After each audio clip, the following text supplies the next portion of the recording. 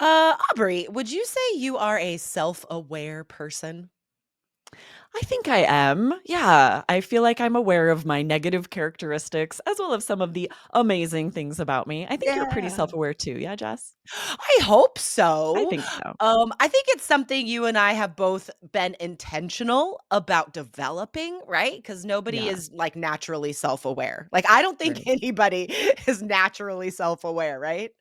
I know, right? It takes work. Yeah. Sometimes it takes therapy, counseling, right? Yeah. Because there will be things that you don't realize about yourself until someone shares that with you or a therapist points it out. This Right. definitely happens. Totally. So that is just one phrase we're going to teach you guys today. These really high level phrases that are kind of like hot button phrases these days, right? In all of our self help videos that we all see on Instagram or whatever.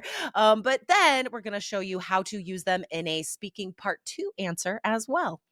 Yes, you often have to describe people or yourself on especially part two, but all over the IELTS exam. So you need to be ready. And we've seen students really struggle with this. If you decide to describe someone that maybe you lost recently, Yeah. and then you become very emotional, like that's very difficult sometimes to talk through that emotion. So you want to think ahead of time about, who could you describe and what personality traits would you share?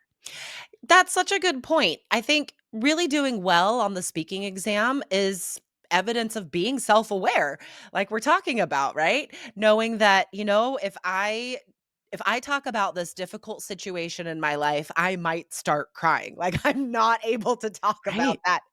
Yeah, totally. And All I right. don't know about you guys, but I can't really control my voice. When I start crying, I get emotional. It's like I have a frog in my throat. It's pretty extreme. So if you're able to talk through those emotions, I'm impressed. But you would not want to have to like be distracted by that during the Yeah. IELTS exam. You want to do everything you can to avoid that happening. Exactly, exactly. All right, guys. So we have four phrases we're going to teach you, and then we'll do a part two answer at the end. So this first phrase is self aware. I like the way, Aubrey, you answered my question to you in the beginning, where you defined it perfectly. It's knowing both the positive and negative aspects of yourself, right? And often, like one characteristic, let's say like being a hard worker, that has both positive and negatives, right?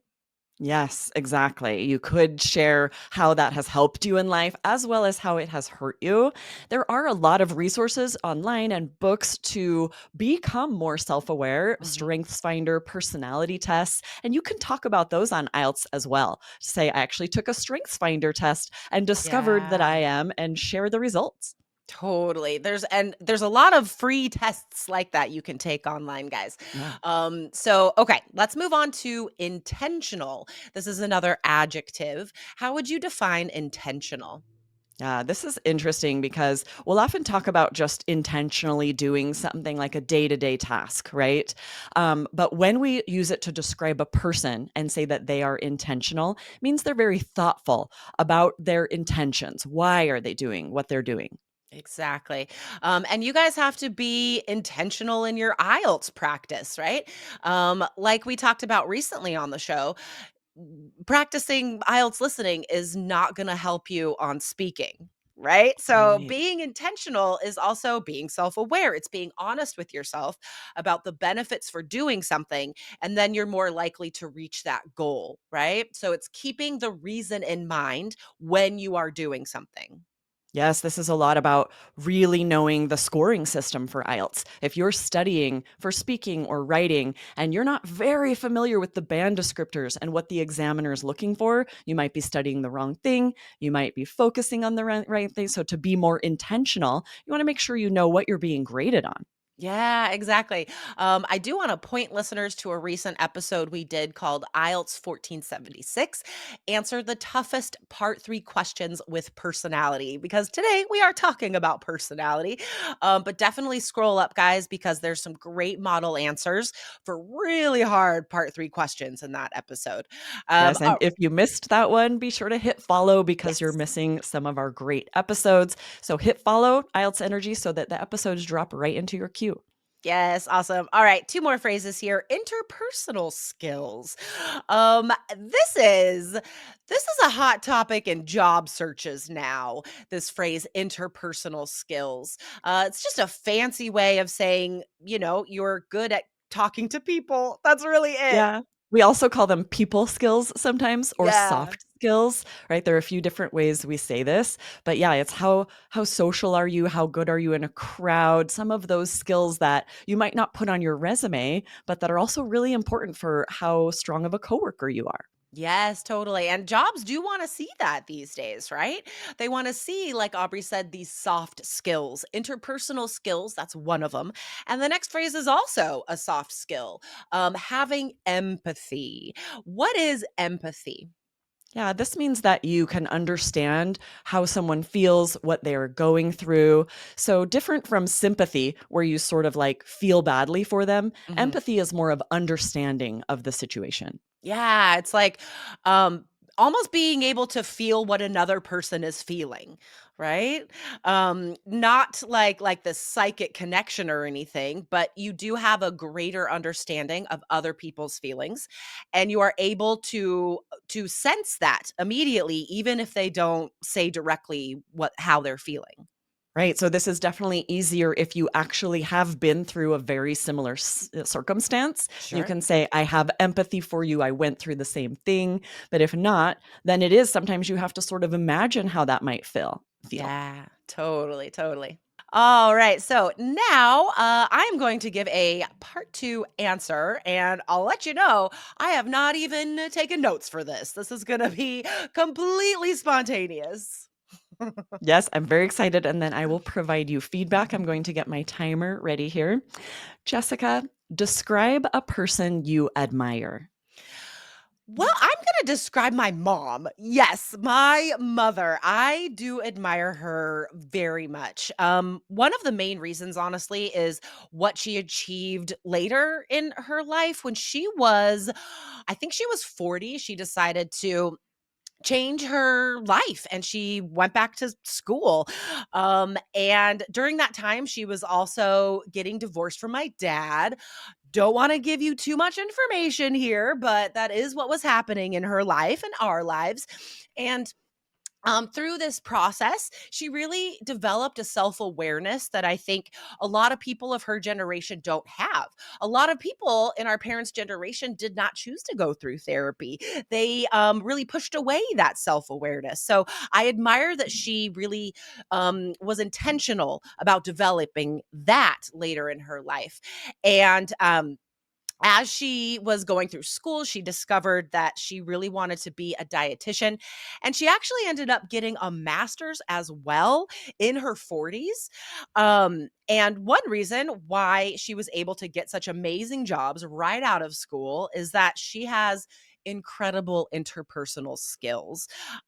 She can talk to anyone about anything because she's had such a diverse life. She has worked in sales. She owned her own company when her and my dad were still married.